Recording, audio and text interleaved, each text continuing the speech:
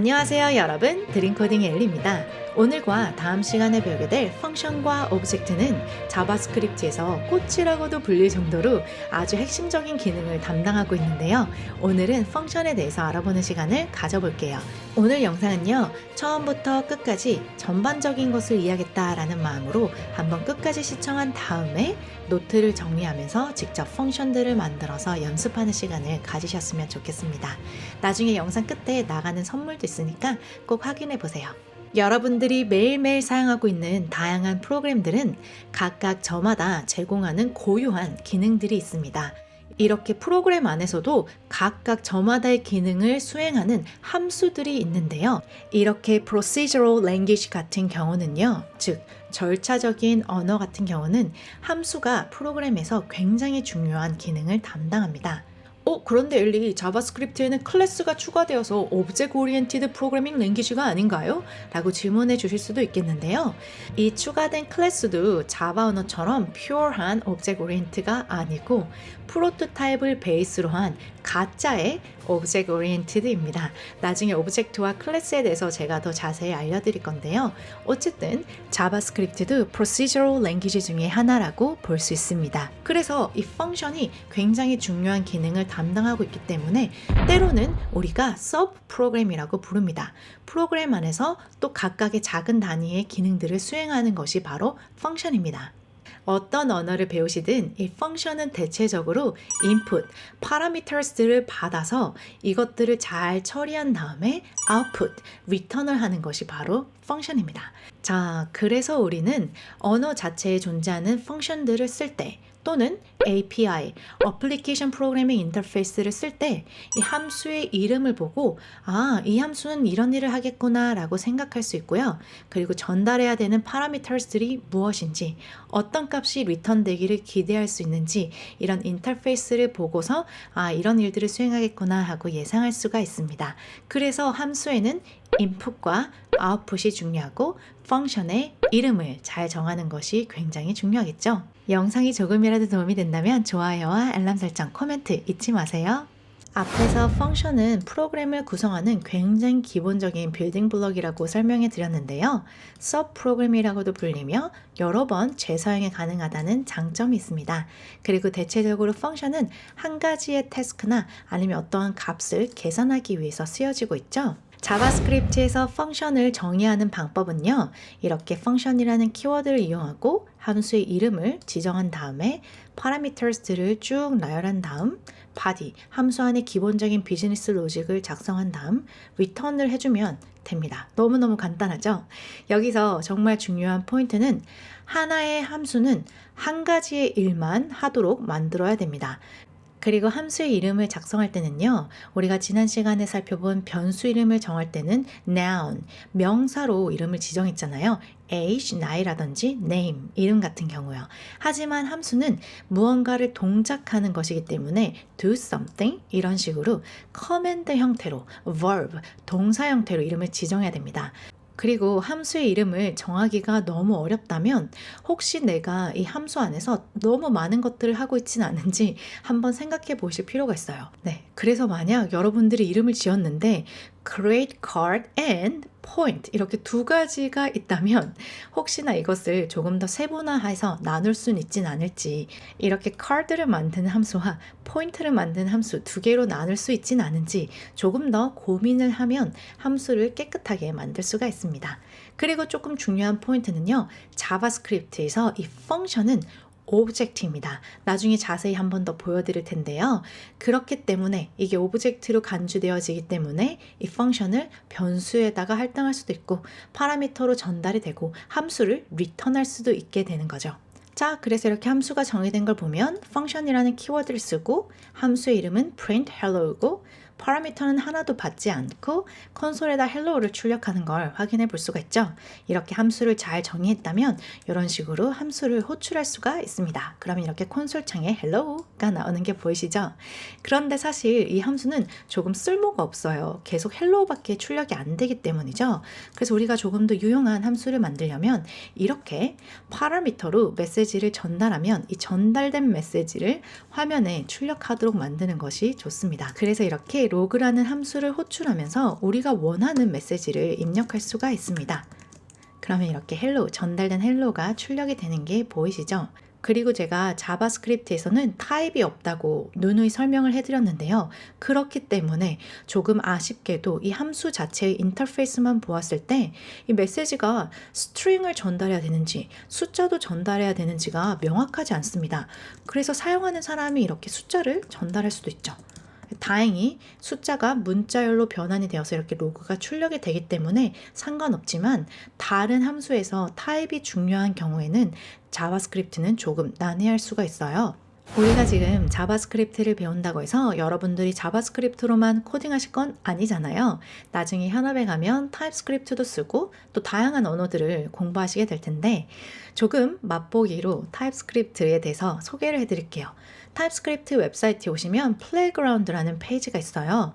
여기에 타입스크립트로 코드를 작성하시면 오른쪽에 트랜스컴파일이 된 자바스크립트를 확인해 보실 수가 있어요. 이렇게 똑같은 자바스크립트 코드를 작성하게 되면 타입스크립트에서는 야 임마 타입을 안 적었잖아 라고 이렇게 컴플레인을 하게 되는데요. 여기 바로 메시지에 string이라고 타입을 명시해주면 오 좋았어 라고 이제 에러가 없어지는 게 보이죠. 그래서 타입스크립트에서는 항상 파라미터나 return 타입에 타입을 명시하도록 되어져 있습니다. 그래서 여기서 만약 return을 넘버로 하고 싶다면 이렇게 넘버를 적으면 또 불평하죠. 야 return 하나도 안 했잖아 라고 하는 거죠.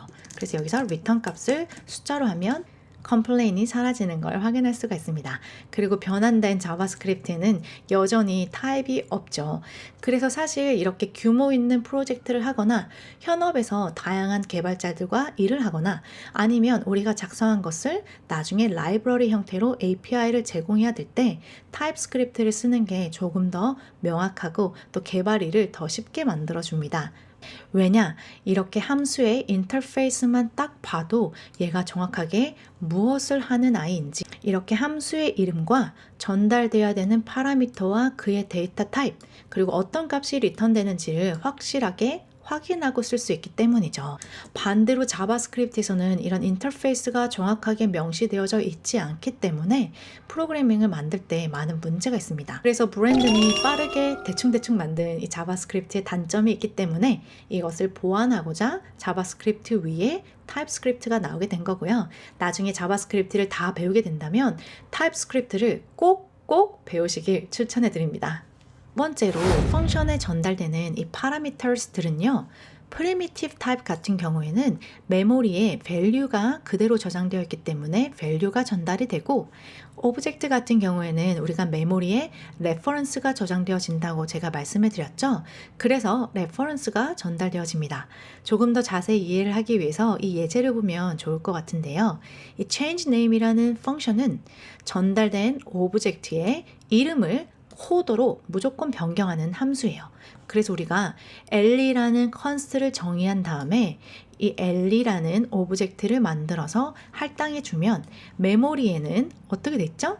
메모리에는 바로 이 오브젝트가 만들어진 레퍼런스가 메모리에 들어가게 되고 이 레퍼런스는 바로 이 오브젝트를 메모리 어딘가에 가리키고 있습니다. 그래서 change name 엘리를 전달하게 되면 이 전달된 엘리가 가리키고 있는 곳의 이름을 코드로 변경을 하게 되죠. 그래서 얘를 출력하게 되면 바로 엘리의 이름이 이렇게 코드로 변경된 걸 볼 수가 있습니다.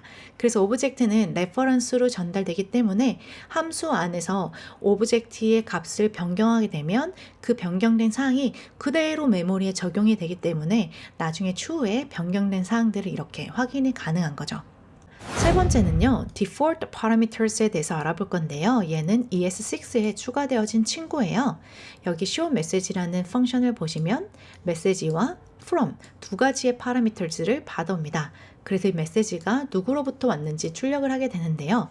여기에서 가만히 보시면 show message를 호출할 때 하나만 메시지만 전달된 걸 볼 수가 있는데요. 그렇기 때문에 여기에는 메시지는 출력이 잘 되지만 이 from이 정의되어져 있지 않기 때문에 undefined로 나오는 걸 볼 수가 있습니다. 그래서 예전에는 이렇게 파라미터의 값이 전달되지 않을 경우를 대비해서 from이 undefined이면 우리가 원하는 가장 기본적인 이런 unknown이라는 스트링을 추가하자라고 해서 이렇게 from unknown 이렇게 출력되는 걸 볼 수가 있는데요. 하지만 이제는 이렇게 귀찮게 다 일일이 작성하지 않아도 되고요. 이렇게 파라미터 옆에다가 원하는 디폴트 값을 지정해 놓으면 사용자가 파라미터를 전달하지 않을 때 이 값이 대체되어서 사용되어집니다. 네 번째는 REST parameters인데요. 이것도 ES6에 추가되어진 아이예요. 이렇게 세 개를 작성하게 되면 REST parameters라고 불리는데 이것은 바로 배열 형태로 전달되게 됩니다. 우리가 아직 array, 배열에 대해서 배우지 않았기 때문에 조금 몰라도 괜찮은데 이런 게 있다라고만 이해하시면 좋을 것 같아요. 그래서 print all이라는 함수를 호출할 때 인자를 지금 총 3개를 전달했잖아요. 그래서 지금 args 이거는 3개의 값이 담겨져 있는 배열입니다. 그래서 얘네가 이렇게 배열 형태로 전달이 되는 거죠. 그래서 우리가 for loop를 이용해서 처음부터 arg의 개수만큼 빙글빙글 돌면서 처음에 얘를 출력했다가 그 다음 두 번째 출력, 세 번째 출력을 하게 되는 거예요. 그래서 이렇게 드림 코딩 엘리라고 출력된 게 보이죠? 보너스로 이렇게 배열 같은 거 출력을 하실 때는요. 물론 for loop를 이용해서 충분히 하실 수도 있지만 간단하게 이런 식으로 for of라고 문법을 이용해서 간단하게 출력할 수도 있어요. arg에 있는 모든 값들이 차례차례대로 하나씩 이렇게 지정이 되면서 얘를 출력하게 되는 거죠. 똑같아요. 그리고 더 간단하게 하시고 싶다면 나중에 배열에서 자세히 알려드릴 거긴 한데 배열에 이렇게 for each라는 함수형 언어를 이용해서 출력하셔도 괜찮아요. 이거는 나중에 배열에서 더 자세히 알려드릴게요. 다음으로 넘어가기 전에 제가 아까 처음에 펑션은 오브젝트의 일종이다 라고 말씀해 드렸는데요.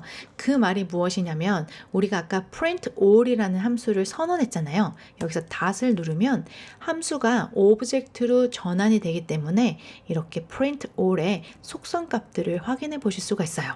이것은 조금 더 심화된 내용은 나중에 오브젝트를 다룰 때, 프로토타입을 다룰 때 조금 더 다시 설명해 드릴게요. 다섯 번째로는요, 우리가 스코프에 대해서 한 번 더 정의해보는 시간을 가져볼 텐데요. 지난 데이터 타입 시간에 제가 블록 레벨의 스코프와 글로벌 레벨의 스코프에 대해서 설명을 해드렸어요. 나중에 자바스크립트 언어의 심화된 내용을 공부하실 때 클로저나 렉시컬 인발로먼트에 대해서 한번 들어보실 텐데 그런 아이들은 이 원칙을 조금 더 상세하게 자세하게 설명해주는 아이이고요. 사실은 딱 하나의 개념에서 파생된 아이들이에요. 그 딱 하나의 원칙만 이해하시면 나머지는 그냥 쉽게 이해할 수가 있는데요. 이 한 문장만 이해하세요. 밖에서는 안이 보이지 않고 안에서만 밖을 볼 수 있다. 이 유리창에 틴트를 입히면 안에서는 밖을 볼 수 있지만 밖에서는 안이 깜깜하게 아무것도 보이지 않잖아요. 그거랑 똑같아요. 여기 블럭 안에 함수나 if 안에서 이렇게 블럭 안에서 변수를 선언하게 되면 이것은 지역 변수입니다. 이 지역 변수는 지역적인 것이기 때문에 안에서만 접근이 가능하고요. 만약에 우리가 이 메시지를 밖에서 출력하게 되면 에러가 발생합니다. 붐, 그쵸? 하지만 안에서는 이 글로벌 메시지라는 것을 볼 수 있고 이렇게 출력이 가능한 것을 확인할 수가 있어요. 이게 바로 스코프입니다. 그리고 이 원칙은요. 어느 곳에서나 적용이 됩니다. 함수 안에서 우리가 또 다른 함수를 이렇게 선언할 수가 있는데요. 우리가 여기에 print message라는 함수 안에 print another이라는 함수가 2개가 들어있는데요. 똑같은 원칙에 입각해서 이 자식은 부모에게서 정의된 이런 메시지들을 확인할 수가 있어요. 그쵸? 하지만 이 자식 안에 정의된 child message를 바로 부모 상위 위에서 보려고 한다면 에러가 발생할 거예요. 이렇게 붐 이렇게 에러가 발생했죠. 자, 그래서 이 한 가지만 기억하세요. 자바스크립트에서 스코프란 유리창에 틴트가 처리된 거랑 똑같다. 안에서는 밖이 보이지만 밖에서는 안을 볼 수 없고 접근이 안 된다. 그리고 이렇게 중첩된 함수에서 자식의 함수가 부모 함수에 정의된 변수들 이렇게 접근이 가능한 것들이 바로 closure입니다. 이 부분은 나중에 다시 한번 정리해서 더 깊게 알려드리는 시간을 가져보도록 할게요. 함수에서는 parameters로 값들을 전달받아서 계산된 값을 이렇게 return할 수가 있습니다. sum이라는 함수를 호출하게 되면 1과 2를 더해서 3이 return되는 것을 확인해 볼 수 있는데요. 자, 이렇게 return 타입이 없는 함수들은 이렇게 return undefined이 들어가 있는 거랑 똑같아요. 이제 이거는 생략이 가능합니다. 그래서 모든 함수에는 return undefined이거나 이렇게 우리가 값을 return할 수가 있죠. 그리고 7번째로 현업에서 쓰이는 팁을 조금 알려드리면요. early return을 하라, early exit을 해라 이렇게 코드 지적지를 받을 수가 있는데요. 그 말은 이렇게 upgrade user이라는 이런 함수 안에서 유저의 포인트가 12 이상일 경우에만 무언가 업그레이드를 진행하는 로직이 있다면 이렇게 뭐뭐일 때에 이렇게 한다라고 작성하게 되면 블럭 안에서 로직을 많이 작성하면 가독성이 떨어집니다. 그래서 이런 경우에는 if와 else를 번갈아 가면서 쓰시는 것보다는 이런 식으로 조건이 맞지 않을 때는 빨리 return을 해서 함수를 종료하고 조건이 맞을 때만 그 다음에 와서 이렇게 필요한 로직들을 쭉 실행하는 것이 더 좋습니다. 나중에 코드 작성할 때 조건이 맞지 않는 경우, 값이 undefined인 경우, 값이 마이너스 1인 경우 빨리 return을 하고 필요한 로직들은 그 뒤에 이렇게 작성하는 것이 더 좋죠. 자, 여태까지 우리가 펑션을 어떻게 선언할 수 있는지에 대해서 알아봤는데요. 이제는 펑션 익스프레션에 대해서 한번 알아보도록 할게요. 우리가 first class function이라는 것에 대해서 지난 시간에 다뤄봤는데요. 그 말이 무슨 말이었죠?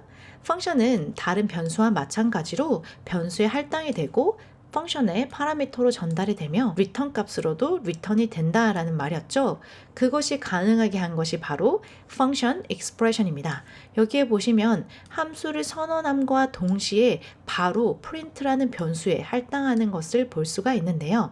이렇게 펑션에 아무 이름이 없고 펑션이라는 키워드를 이용해서 파라미터와 이렇게 블럭을 이용한 것을 볼 수가 있는데요. 자, 이렇게 함수에 이름이 없는 것을 anonymous function이라고 부릅니다.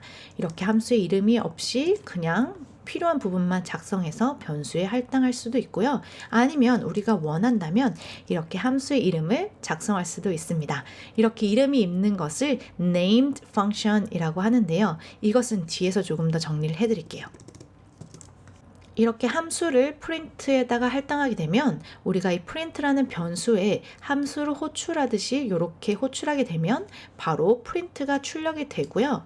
그리고 다시 다른 변수에 또 할당하게 되면 결국 프린터에는 이 함수를 가리키고 있기 때문에 다시 함수를 호출하는 것처럼 부르면 프린트가 출력되는 걸 볼 수가 있습니다.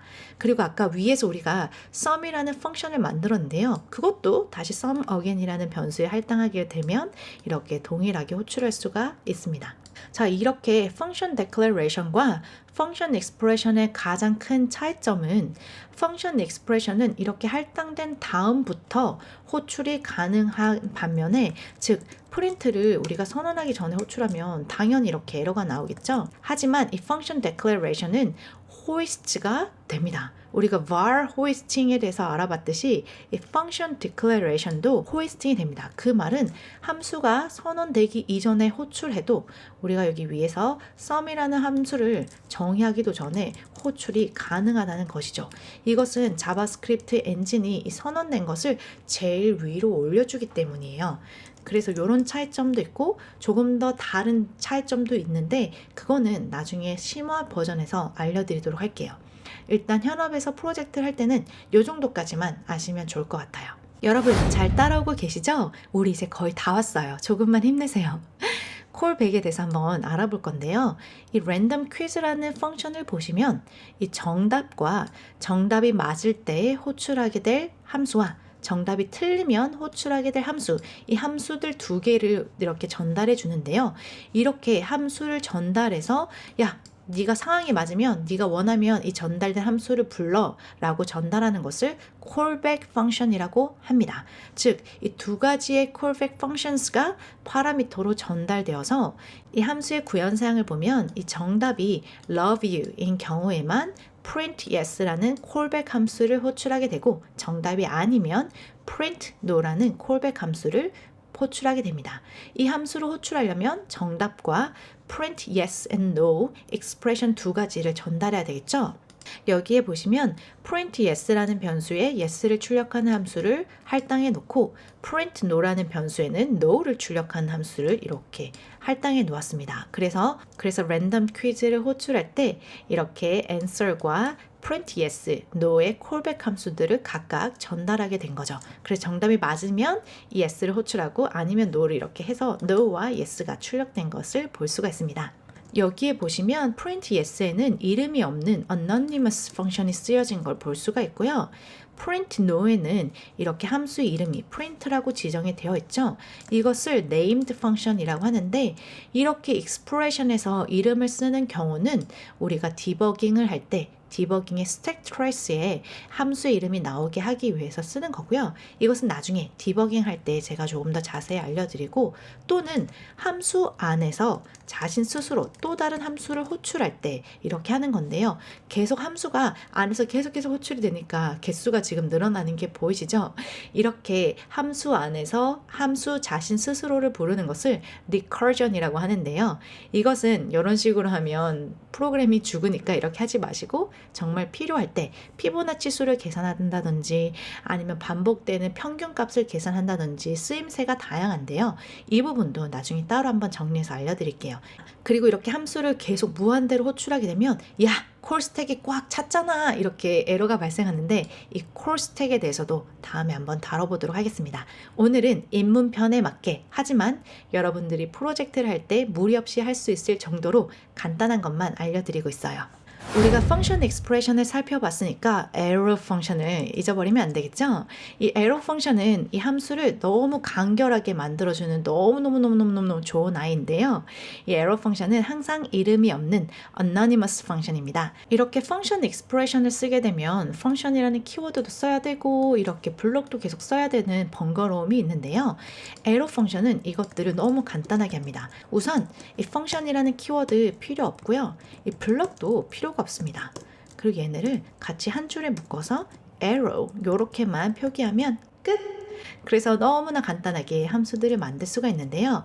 이것도 간단하게 파라미터는 a하고 b 숫자를 받아서 return 값은 a와 b를 이렇게 더해주는 거죠. 이것을 펑션 익스프레션으로 한번 바꾸게 되면 어떻게 해야 되나요? 바로 펑션이라는 키워드를 이용해야 되고 또 블록도 이렇게 넣어줘야 되고 또 return이라는 키워드를 이용해서 a와 b를 더한 것을 이렇게 리턴해줘야 되잖아요. 근데 이거랑 우리가 아까 작성한 a와 b를 이렇게 리턴해주는 거 어느 것이 더 간결한가요? 이것이 더 간결하죠? 그래서 간결하게 쓸 수 있고 나중에 함수형 프로그래밍, 배열이나 리스트 같은 거 볼 때 이것이 더욱더 빛을 발휘하게 되는 순간이 옵니다. 이렇게 한 줄인 경우에는 블럭 없이 작성이 가능하지만 함수 안에서 조금 더 다양한 일들을 해야 돼서 블럭이 필요하다면 이런 식으로 블럭을 넣어서 처리할 수도 있습니다. 대신에 블럭을 쓰게 되면 return이라는 키워드를 이용해서 값을 리턴해 주셔야 돼요. 자, 이렇게 마무리해서 끝내려고 했는데 이 한 가지를 빼놓고 가려니까 너무너무 찝찝해서 이거 하나만 더 알려드릴게요. 바로 IIFE입니다. Immediately Invoked Function Expression인데요. 바로 함수를 이렇게 선언하게 되면 나중에 우리가 따로 hello라고 함수를 호출을 해줘야 되잖아요. 하지만 선언함과 동시에 바로 호출을 하려면 이렇게 함수의 선언을 괄호로 묶은 다음에 함수를 호출하듯이 이렇게 해주면 바로 함수가 호출되는 걸 보실 수가 있어요.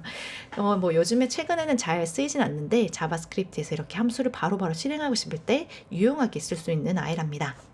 여러분 여기까지 잘 따라오고 계신가요? 갈수록 조회수가 떨어져서 살짝 걱정이 되는데요. 앞에 연금술사가 나왔던 역사편에서 재미있었듯이 이런 것들도 조금 재미있게 하시면 정말 좋은 기본기가 쌓여서 나중에 어떤 프레임워크를 쓰시든 정말 빛을 발휘하면서 여러분들이 멋지게 코딩할 수 있는 날이 올 거예요. 그러니까 힘들어도 지겨워도 조금만 참고 꼼꼼하게 정리를 해나가시면 너무너무 좋을 것 같고요. 오늘 나가는 숙제는 바로 빠밤! 퀴즈입니다. 여러분 이거 다 들으신 다음에 한번 실제로 연습을 해보셨으면 좋겠는데요. 이 function calculate라는 함수를 만드셔서 이 입력받은 커맨드에 따라서 a와 b의 숫자 값을 더하거나 빼거나 나누거나 곱하거나 이런 것들을 할 수 있었으면 좋겠는데요. 커맨드는 요것들 중에 받아서 처리하셨으면 좋겠어요.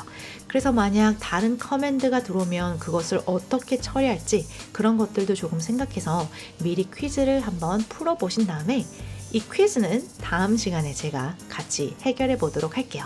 그럼 여기까지 너무너무 고생 많으셨고요. 조금이라도 도움이 된다면 아래 코멘트로 출석 체크 꼭 해주시고 저희는 다음 시간 더 중요한 오브젝트에서 만나도록 할게요. 그럼 여러분, don't forget to code your dream. Bye everyone!